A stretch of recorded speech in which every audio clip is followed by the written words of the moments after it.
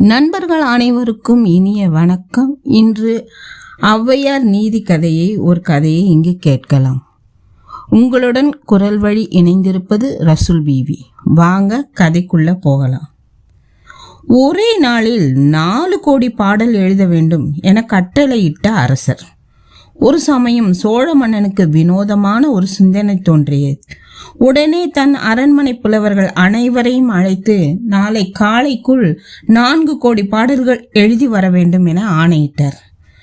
4 பாடல்கள் எழுதவே 4 வாரமாகிவிடுகிறது. இதில் எங்கே 4 கோடி பாடல்கள் எழுதுவது என்று புலவர்கள் எல்லாம் சிந்தை கலங்கி நின்ற போது அங்கே வந்த ஔவையார் என்ன வருத்தம் என்று கேட்க, அவர்கள் அரசனின் உத்தரவை சொல்ல ஔவையார் இளமுறுவலுடன், இவ்வளவுதானா? நான் எழுதி தருகிறேன்.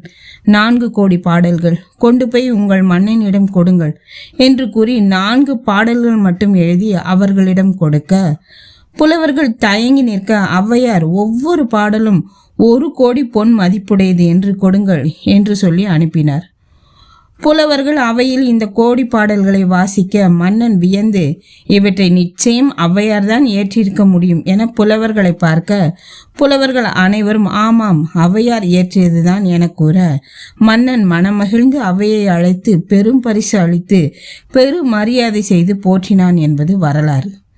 அந்த 4 கோடி பாடல்கள் எவை?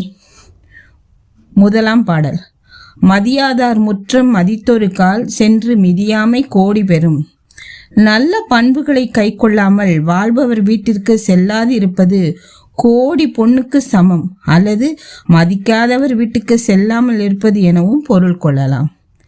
இரண்டாவது பாடல்: உன்னீர் உன்னீர் என்று உபசரியார் தம்மனையில் உண்ணாமை கோடி பெறும்.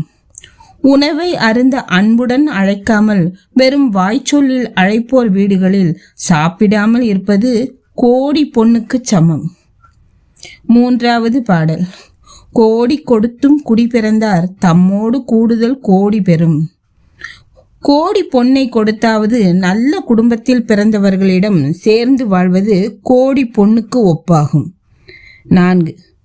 கோடான கோடி கொடுப்பினும் தன்னுடைய நாக்கோடாமை கோடி வெறும். பொருள்: கோடி பொன் கொடுப்பதாக சொன்னாலும் சொன்ன சொல் மாறாமல் வாழ்பவன் கோடி பொண்ணுக்கு சமம். இவைதான் 4 கோடி பாடல்கள். ஔவையார் நீதி கதைகள் எக்காலத்துக்கும் எல்லோருக்கும் பொருந்தும். இந்த கதை உங்களுக்கு பிடிச்சிருக்குன்னு நினைக்கிறேன். இந்த கதை உங்களுக்கு பிடிச்சிருந்தா லைக் செய்யுங்க, ஷேர் செய்யுங்க, கமெண்ட் செய்யுங்க. மறக்காமல் சேனலை சப்ஸ்கிரைப் செய்யுங்க. நன்றி, வணக்கம்.